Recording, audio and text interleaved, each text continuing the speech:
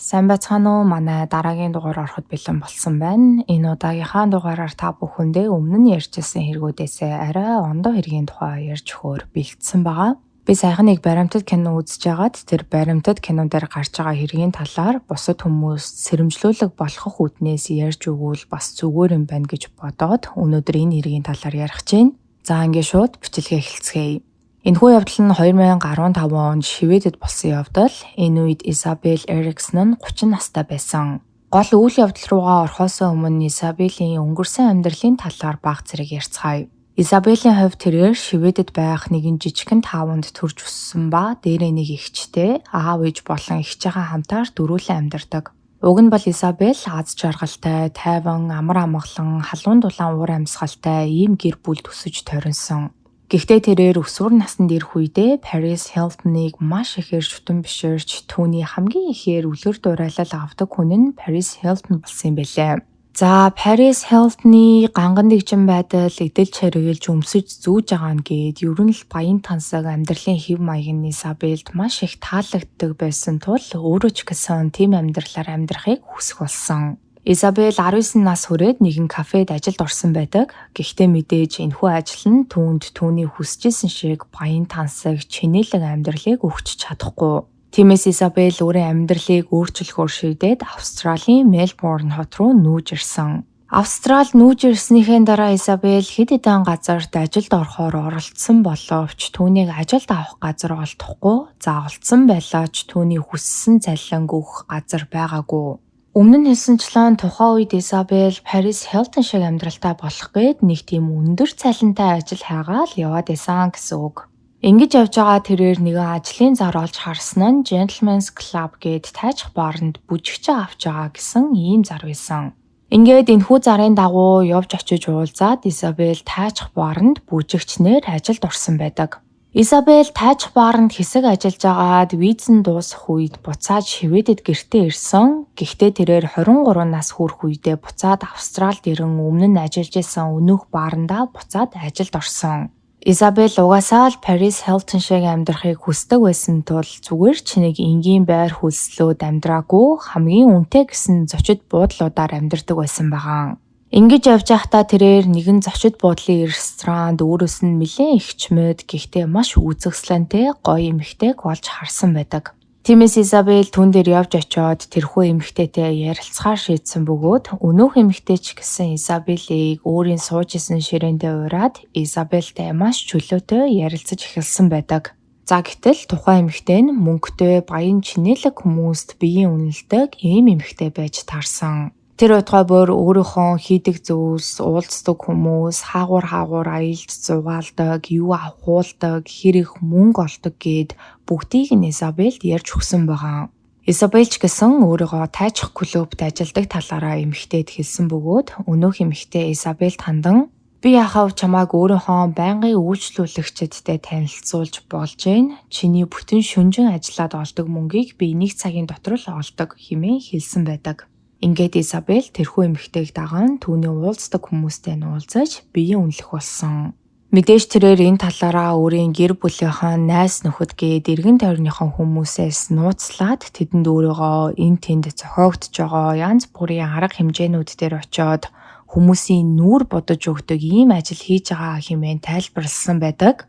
За ингэж тайлбарлах болсон нь түүний ийш тийшээ байн аялаад үйлчлүүлж байгаа хүмүүстэйгээ хамт аялалд явж байсантай ч гэсэн холбоотой. За 2015 онд Изабель Америк руу аяллаар явж ирснийхаа дараа өөрт нь Америк маш их таалагдсан тул Америкт нүүж ирээд их сургуульд элсэж орно. Ер нь л удахгүй энэ ажлаач гэсэн бүр мөсөн болно гэд шийдчихсэн байсан үе нь. Гэтэл 2015 оны 9-р сарын 10-нд Изабель нэгэн дуудлага орж ирсэн байдаг. Энэ үед тэрээр Шведийн Стокгольм хотод амьдарч ирсэн байлээ. Изабель ер нь өөрийнхөө талаар мэдээллүүдийг оруулаад орхичихдаг тийм вебсайтуудтай байсан. Тэгээд тэндээс нь хүмүүс харж агаад түүн рүү залгаад холбоо барьдаг байсан юм шиг байгаа. Ингээд 9-р сарын 10-ны пүрэв гарагт яг ийм байдлаар Изабель нэгэн дуудлага хүлээн авсан бөгөөд түүнтэй уцаар ирсэн эрэхтэй бол нэлээд залуухан хүн шиг сонсогдчихсэн. Дээрэс нь их айдуухан зөөлөн холоотой нэг тийм итгэж болохоор мэдрэмжийг түүнд төрүүлсэн байгаа.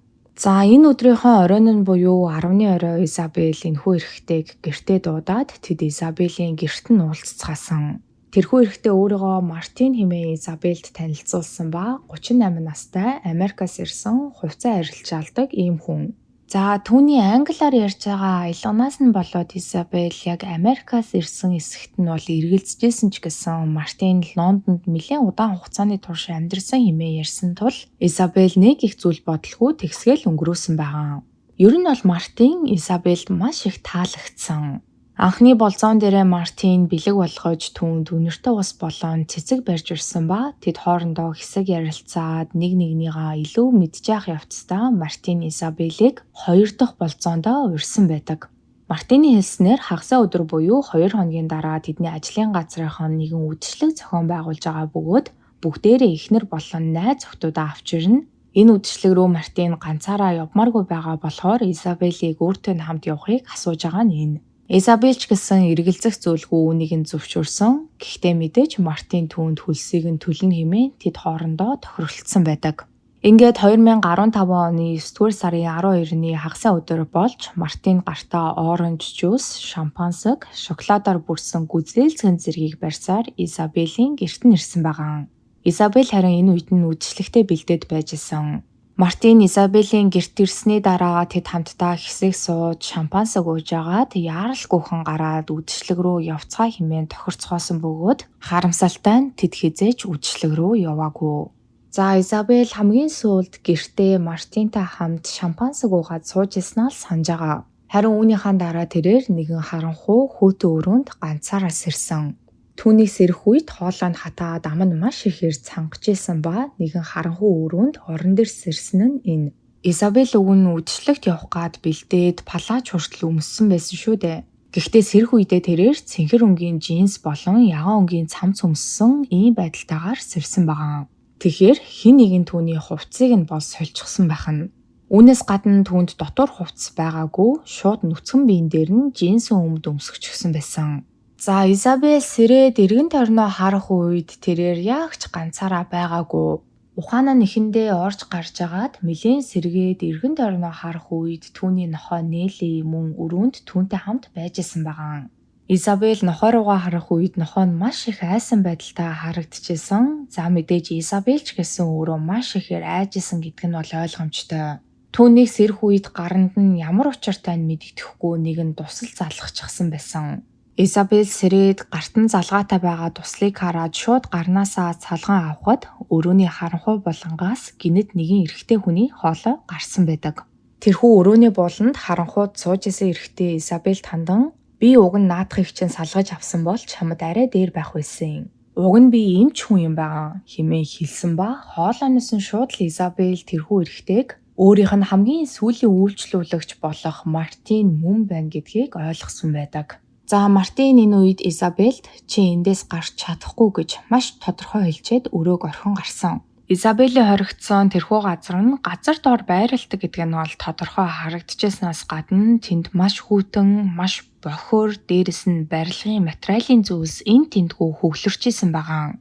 Энд харагдж байгаачлан Изабелийн өрөө нь нэг ортой, нэг ширээтэй, гал тогооны жижигхэн булантай, нойлтой, маш харанхуй, хүйтэн ийм хонгил.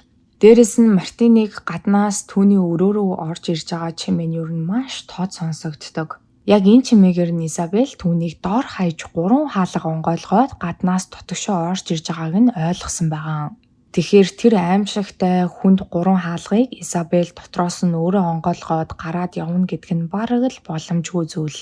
За эхний өдөр Изабель Мартиныг буцаад өрөөнд орж ирэх үед нь тэнд байсан хідэн шүрүүпнээс атгаж агаад түүн рүү дайрсан. Гэхдээ Мартин Изабелийг барьж аваад газарт унган гарт нь байсан шүрүүпүүдийг булааж аваад гараад явсан байдаг. Үүнээс болоод Мартин өөрийнх нь эсрэг дайрсны шийтгэл болгож тухайн өдөр нэг цусам талхнаас өөр зүйл Изабельд өгөөгүй. Изабель ч гэсэн хизээж биеийн хүчээр Мартины эсрэг тэмцээд дийлэхгүй юм байна гэдгээ бол эхний өдрөө л ойлгосон байгаа.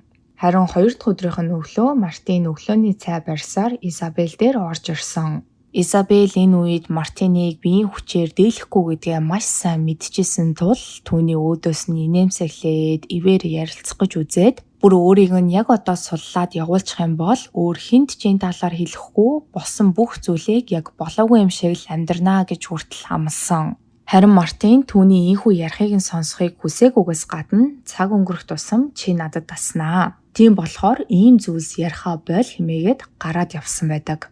Гэхдээ Мартин удалгүй буцаж орж ирээд Изабелд үзэх цаас өгөн хүнсний дэлгүүрээс захих хоол хүнснийхээ жагсаалтыг гарга хэмээн хэлсэн. Цаашлаад ханийн цаасаа солиод амьдарч байгаа газартаа гэрэл гэгээ нэммээр байх юм бол түүнийг ч бас хийж өгч болно хэмээн хэлсэн байгаа. Үүнээс гадна Мартин Изабелд 3 ном өгөөд бас интернет гүйж гэсэн компьютер авчирч өгч болно хэмээн хэлсэн байдаг. Гэхдээ Мартины авчирч өгсөн энэхүү 3 ном нь гуруулаа уран зохиолын ном байснаас гадна энэхүү зохиол дээр эмэгтэйчүүд зүгээр л эмэгтэй байгаагийнхаа төлөө амиа алдаж бусдад хүчирхийлүүлж байгаа талаар гардаг ийм зохиолууд байсан. За энэ хооронд гадуур яг юу болж исэн бэ гэхээр Изабелийн найзууд нь Изабелтэй холбоо барьж чадлагүй айл хэдийн 4 хоног өнгөрсөн тул ээж Кристина руу залхан Изабелтэй холбоо барьж чадахгүй байгаа талаараа гэрийнхэнд нь дуулгасан. Ингээд Изабелийн найзууд болон гэрийнхэн цагдаагийн газарт дуудлага өгөн Изабелийг ор сургаггүй алга болсон хэмээн тэмдэглүүлээд түүнийг эрен хайх үйл ажиллагаа тэр дороо эхэлсэн байдаг. Хамгийн эхлээд цагдаагийн ажилтнууд Изабелийн гэрээг нэгжиж үзэхэд зочных нь өрөөний ширээн дээр шампансаг болон 2 эстган гүзээлцгэн зэрэг байж исэн. Үүн дээр нь тулгуурлаад цагдаагийн ажилтнууд түүнийг алга болохоос өмнө гэртээ зочин авчирсан юм байна гэж таамагласан байгаа. Цаашлаад орных нь хажуу талд нэгэн даашинз газарт хэвтчихсэн. Гэхдээ тэрхүү палажин дээр урагдсан, толб үссэн ямар нэгэн шинж тэмдэг байгаагүй. Ер нь бол Изабелийн гэрт хэн нэгэн гаднаас хүчээр нэвтэрч орж ирсэн, эсвэл хүмүүс хоорондоо ноцолдож, зодолцсон, ямар нэг зүйл эвдэрч хагарсан тийм уул мөр огт олдоогүй. Гэхдээ нэг ачирхалтай зүйл нь орных нь бүтээлэг алга болчихсон байснаас гадна гал тогооных нь өрөөнөөс бэлгэвчний хоосон хайрцагнууд мөн олдсон байдаг.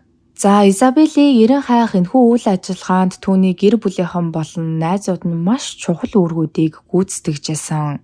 Ээж Кристина нь Изабелийн зурагтай, түүний мэдээлэлтэй зурагт хуудсуудыг хотын бүхий л газруудаар тараан охиноо эрен хайж исэн бол харин Изабелийн нэгэн дотны найз нь цагдаагийн ажилтнуудыг дагуулan түүний очиж болох бүхэл газруудаар явсан байдаг.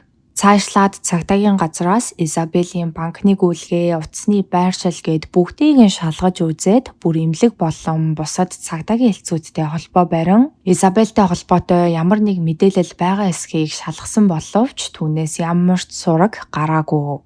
Энэ үеэр харин Изабелийн өөр нэг найз нь Изабелийг тухайн өдөр нэг Америк үйлчлүүлэгчтэй уулзсан гэд ярьжсэн талаар нь цагдаагийн ажилтнуудад хэлсэн байлээ. Өмнө нь хэлсэнчлэн Изабел өөрийн хийдэг зүйлийн талаар гэр бүлийнхэн болон найз нөхөддөө хэлээгүй. Тэгэхээр ганцхан энэ найз нь л Изабелийг яг үнэндээ юу хийж яаж амьдарч исэн талаар мэдчихсэн болж таарсан. Ингээд Изабелийг яг яаж юу хийж амьдарч исэн талаар нь олж мэдсэн цагдаагийн ажилтнууд буцаж Изабелийн гэрт нь очиод ширээн дээр нь байсан шоколадтай гүзээлцгэн болон шампансаг зэргийг шинжилгээнд оруулахаар лаборатори руу илгээсэн ба гүзээлцгэн дээрээс маш хүчтэй мансууруулах бодис илэрсэн байдаг. Тэгэхээр Мартин Изабелийг өнөөх барьж ирсэн шоколадтай гүзээлцгнээрээ дамжуулан мансууруулад өөрийн ухаангүй болгосон байна. За гадуур инхүү Изабелийг эрен хайх ажиллагаа үргэлжилж авах зуур Изабелийн хоригдчихсэн газарт юу болж исэн бэ гэхээр Мартин түүнээс шинжилгээ аваад бэлгийн замын халдварт өвчнөд эсхийг нь шалгаж үзсэн. Учир нь Мартин Изабелтэй хамгаалалтгүйгээр бэлгийн харьцаанд орж явах төлөвлөгөөтэй байгаа бөгөөд Изабел жирэмсэн болсон ч түүнд хамаагүй. Учир нь Мартин өөрөө эмч болохоор хүүхдээ өөрөө их бариад авчих нь хэмээн ярьжсэн байгаа. Үүнээс гадна Изабел Мартин тандан өөрийг нь гэр бүлийнхэн болон найзууд нь хайж байгаа тэд хизээж хайхаа зогсоохгүй удахгүй өөрийг нь олоод ирнэ хэмээн хэлэхэд Мартин хариуд нь "За гүдээ хинч чамайг эндээс олж ирэхгүй. Хинч энэ газрыг олж чадахгүй. Хэрвээ чи ийм зүйлс яриад ах юм бол би ээжийг чинь хулгайлаад энд авчирээд чамтай хамт хорчин шүү" хэмээн сүрдүүлсэн байдаг. Ер нь бол Мартины байгаа байдлаас нь Изабел тэр өөрийг нь яасан ч зүгээр явуулахгүй гэдгийг мэдэрчээсэн.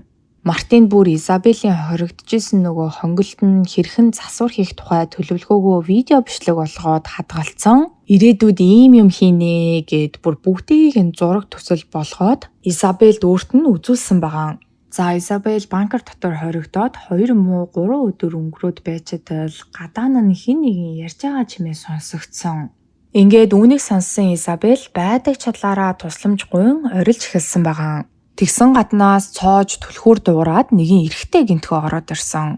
Энэ үед нь Изабель өнөөх эрэгтэйд учир явдлаа хэлээд түүнээс тусламж гуйсан байдаг. Гэтэл өнөөх эрэгтэй үсээ хойш нь болгоод нүүрнээсээ маска хуулж авсан чинь Мартин энийгээ зогсож исэн байгаа. Бүр үнэхээр сэтгэц мэдрэлийн өвчтөйгээр.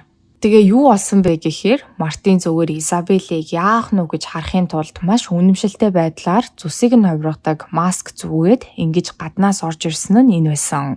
За ингээд нэг иймэрхүү байдлаар хэдэн өдөр өнгөрсөний дараа Изабель Мартинаас гавтай чамаагүй гадагш гараад хамтдаа Неллиг баг зэрэг салхилуулъя. Нелли хэдэн өдөр гадагш гарсангүй байнга дотор байгаад ахаар би засчиж чадахгүй байна хэмээн гуйснаар тэд хамтдаа гадагш гарсан байдаг.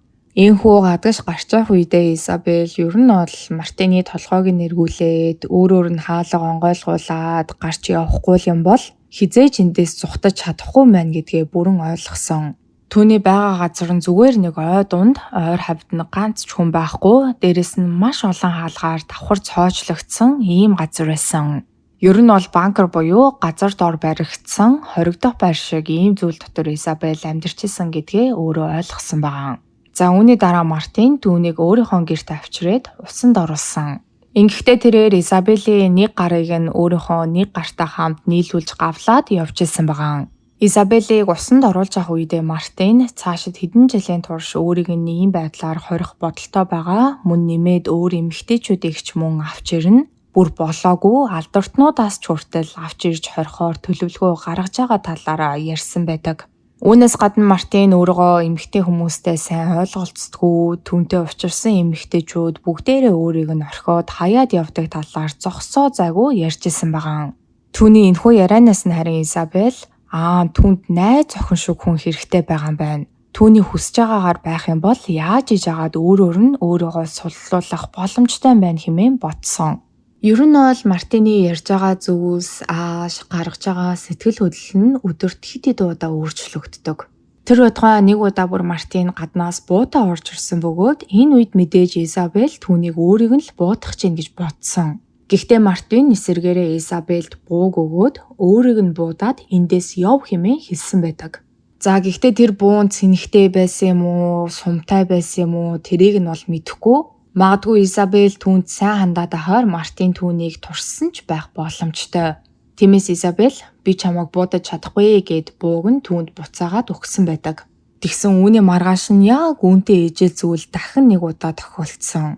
Мартин гаднаас буутаа орж ирээд өөрийг нь буу хэмээн Изабельд хэлсэн ба Изабелийн үед дахин татгалцсан байгаа. Үүнээс нь болсон юм уу яасан Мартин Изабельтэй арай зөөлөн өнгө аясаар харьцаж эхэлсэн. Гэхдээ тэрээр Изабельтэй өдөрт доор хаяж 2-3 удаа хүчээр бэлгийн харьцаанд ордог. За гэтэл Изабель хулгайлагдаад 6 хоног өнгөрсөний дараа буюу 9-р сарын 18-нд Мартин түүнийг гинтхэн л гадагш гаргаад машинтай хаа нэг тийшээ дагуулад явсан. Энэ үед Изабель өөрийгөө хэр удаан газар доор хоригдсон гэдгээ ч мэдээгүй. Учир нь газар доор хоригдчих үед бол өдөр болоод байгаа мó, шөнө болоод байгаа мó тэр болгоныг нь мэдэх аргагүй. Тэгсэн хачирхалтай нь Мартин түүнийг цагдаагийн газар дээр аваад ирсэн байгаа. Тэгээд бүр болоогүй Мартин өөрөө цагдаагийн ажилтнууд дээр явж очиод алга болсон гэд эрен сурвалжлагтаад байгаа Изабель гэх эмэгтэй надтай хамт амьдарч байгаа. Би түүнийг хулгайлаагүй. Тэр өөрөө сайн дураараа надтай хамт байгаа хэмээн хэлсэн байдаг. Ингээд түүний яриаг сонссон цагдаагийн ажилтнууд түүнийг гадаа хүлээжээ гэж хэлээд Изабелийг дагуулan тусдаа өрөөнд орсон бөгөөд Изабелийн үед мэдээж цагдаагийн ажилтнуудад юу болсон талаар бүгдийг нь эхнээс нь ярьж тэднээс тусламж гуйсан. Харин энэ үед Мартин юу ч болоогүй юм шиг Изабелийг буцаж гарч ирэхийг нь хүлээгээд гадаа сууж илсэн байгаа. За Изабельтэй ярилцсныхаа дараа цагдаагийн ажилтнууд өрөөнөөс гарч ирээд тэр доор нь Мартиныг баривчлан авсан. Бүр хачирхалтай нь энэ үед Мартин гайхаад та нар намайг яагаад барьж авч байгаа хэмээн цагдаа нараас асуусан байдаг. Тэгэхээр тэрээр өөрийгөө огт буруу зүйл хийгээгүй хэмээн бодож исэн байгаа. За одоо бүгдээрээ Мартины талаар баг зэрэг ярьцгаая. Мартиныг эргэн тойрных нь хүмүүс гоц ухаантай, маш чадварлаг нэгэн гэдгээр нь маш сайн мэддэг. Мартин өөрөө эмч мэрэгчлээ бөгөөд 7 хоногийн 3 өдөр нь л ажилладаг. Харин үлдсэн өдрүүдэд нь өөрийн худалдаж авсан ферм дээрээ засварын ажил хийдэг байсан талаар нь түүний найзууд нь ярьсан байдаг.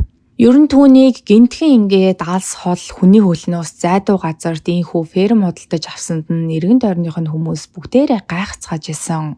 Гэхдээ түүний цаад санаа нь анхнаасаа мэдээж ферм худалдаж аваад тэндээ фермийн ажил хийх гээгүй гэдг нь ойлгомжтой.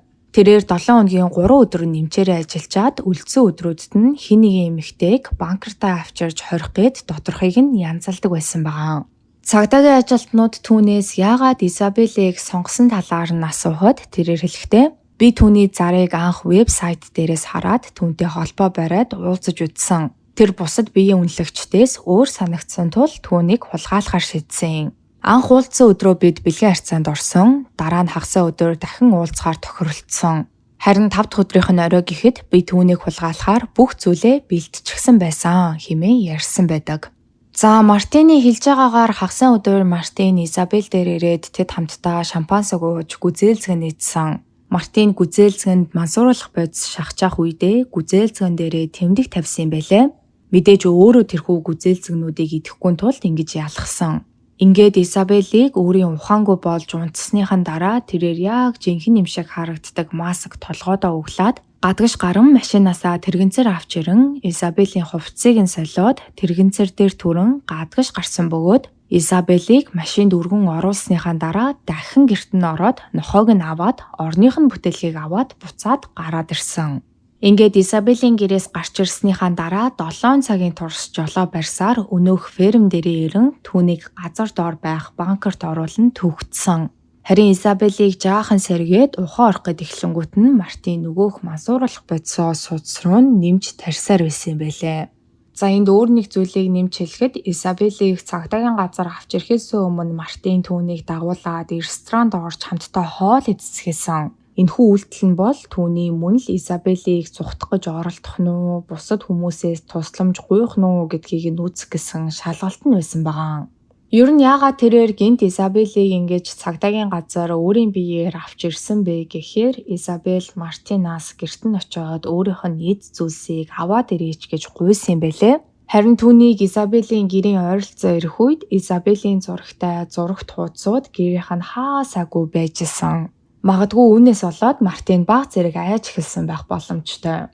Яг энэ үедээ зэрэгцээд Изабель өөрийгөө аврахын тулд яг л түүнд дурласан юм шиг жүжиглэжсэн тул Мартин түүнийг цагдаагийн газар аваад очивол өөрийнх нь тухай ярихгүй байх гэж итгэжсэн. За ер нь бол цагдаагийн ажилтнууд Мартинаас мэдүүлэг авч явах үеэр тэрээр өөрийгөө л өрөвдөөд өөрийгөө л яриад исэн. Түүний хувьд эмэгтэй хүн гэдэг бол хүн биш, харин эд материал. Тэрээр бүр эрэгтэй хүн бүрт доор хаяж нэг эмэгтэй хүн оногдох ёстой хэмээн бүрээ итгэдэг. Харин түүний эхлүүлсэн харилцаа бүр нь бүтлгүүтээд найз охинтой болохоор найз охин нь түүнийг хаяж яваад исэн тул сүүлдээ бүр хүчээр чамаагүй доор хаяж нэг эмэгтэйг өөрийнхөө эрх мэдэлд ор байлгаж өөрийн хүсснээр утсан хүүхэлдэй шиг амьдруулах ёстой гэж үзээд ийм зүйлийг төлөвлөсөн байгаа. Мартины хэлж байгаагаар зөвхөн эмэгтэйчүүдээс болоод тэр өөртөө итгэх итгэлээ алдсан. Толинд харах бүртээ нэг азгүй амьтныг олж харах болсон. Энэ бүхэн нь зөвхөн эмэгтэй хүмүүсийн буруу. За ингээд удалгүй Мартины шүүх хурлал нь эхэлсэн. Шүүх хурлын үеэр маш чухал хэд хэдэн нотлох баримтууд ил болсон байдаг. Хамгийн ихэнд Мартин эмэгтэйчүүдийг хулгайлаад газар доор хорихтой бэлдэж 5 жилийн турш тэрхүү банкрыг барьж тогтчулсан байгаа. Тэгэхээр түүний төлөвлөгөө нь бүр хамгийн багадаа 5 жилийн өмнөөс эхлүүлээд төлөвлөгдөж эхэлсэн болж таарсан. Хоёрдугаарт Мартин Изабеллийг хулгайлахаас өмнө өөр 10 гаруй эмэгтэйчүүдийг нууцаар мөрдөж тагнаж араас нь дагж исэн гэдэг нь компьютер дээр нь байсан нууцаар авсан зураг бичлэгнүүдээс нь тодорхой болсон байдаг. Тэгэхээр Мартин хэрвээ баригдаагүй байсан бол Изабеллаас гадна дахиад 10 гаруй эмэгтэй аюулд байсан гэсэн үг. Гуравдугаарт Мартины компьютер дээрээс нь тэрээр Изабельтэй хийх гэжсэн гэрээ нь мөн олдсон байдаг. За тэрхүү гэрээ нь 10 жилийн хугацаатай гэрээ бөгөөд хэрвээ Изабель ямар нэг байдлаар зүхтах гэж оролдох юм бол хугацаа нь сунгагдана. Мөн Изабель түүнтэй бэлгийн харьцаанд орж явах үедээ үнсэлцэх ёстой. Цаашлаад бүр биеийнхээ үсийг хусчаах ёстой гэх мэт ийм зүйлсүүдийг бичсэн нэг юм хачирхалтай гэрээ байсан. За ингээд Мартины эцсийн шүүхүрэл нь болж шүүхээс түүнд 8 жилийн хорих ял болон 21 мянган долларыг хохирогчид нөхөн төлбөр болгон төлөх ийм ялыг оногдуулсан байдаг. Гэхдээ бүр ялын хувьд арай л дэндүү бага ял оноосон юм шиг санагдаж байгаа. Ер нь хүмүүсийн сэтгэлдлүүдийг харахад ч гэсэн 8 жилийн хорих ял бол Мартины уртаас төлөвлөсөн хүн хулгайлах гэмт хэрэгт арай л дэндүү хөнгөцсөн ял гэж нийтээрээ үздэг юм байлээ. Тэр одгоо одоогоос бараг 2 жилийн өмнө буюу 2023 оны 8 сард 48 настай байх үедээ Мартин шоронгоос суллагдсан байдаг. Шоронгоос суллагдсныхаа дараа тэрээр нэрээ өөрчлөөд нэг газар одоо хүртэл амьдарч байгаа. Түүнийг шоронгоос суллагдсанаас хойш ямар нэрээр хаана юу хийж амьдарч байгаа талаар ямар ч мэдээлэл байхгүй. Хэдийгээр Изабелийн хувьд түүний биен дээр нийл харагдах шарх сорив байгаагүй ч гэсэн бүхэл бүтэн 6 өдрийн турш газар доор хоригдоод өдөр болгон хамгийн доотлол нь 2-3 удаа бэлгийн хүчирхийлэлд өртөжсэн хүний сэтгэл санаа, айдас түгшүүр яг ямар зэрэгт байх нь бол үнэхээр төсөөлшгүй. Энэ хэрэгтэй холбоотой өөр нэг зүйл нь гэх юм бол Мартин гаднаас нь харахад энгийн хүн шиг харагддаг, бүр эмчээр ажилдаг. Ер нь бол гаднаас нь харахад сайхан зантай, итгэж болох хүн шиг харагддаг. Гэтэл яг үнэндээ цаагаараа ямар амар юм төлөвлөөд, ямар амар юм сэтгээд түүнийгээ гүйцэлдүүлэх гээд байж исэн гэдгийг нь бодох төдийд л бүр аимшигтай санагдаж байгаа. Та бүхэн маань бас энергийн талаар юу гэж бодож байна? Өөрийн хувийн бодлоо доор сэтгэлээсээ түлдээж бусадтайгаа мөн хуваалцаарай. За бас Изабелийн өөрийнх нь бичсэн ном болон энэ хэрэгтэй холбоотой баримтат кино хүртэл байдаг. Тэгэхээр сонирхож байх юм бол номыг нь уншаад баримтат киног нь ч гэсэн үзэх боломжтой. Би бол хэтэрхий их сунжруулаад нэг урт бичлэг болохгүй тулд аль болох гол гэсэн юмнуудыг нь л түүж аваад ярьчлаа. За ингээд өнөөдрийн та бүхэндээ ярьж өгөхөөр бэлдсэн бичлэг маань энэ түрээ дуусж байна. Миний оруулдаг бичлэгнүүд таалагддаг бол лайка дараарай, subscribe дараарай. Хажууд нь байгаа хонхон дээр дарах юм бол намайг шинэ бичлэг хийх болгонд та бүхэнд мэдээлэл очих болно шүү.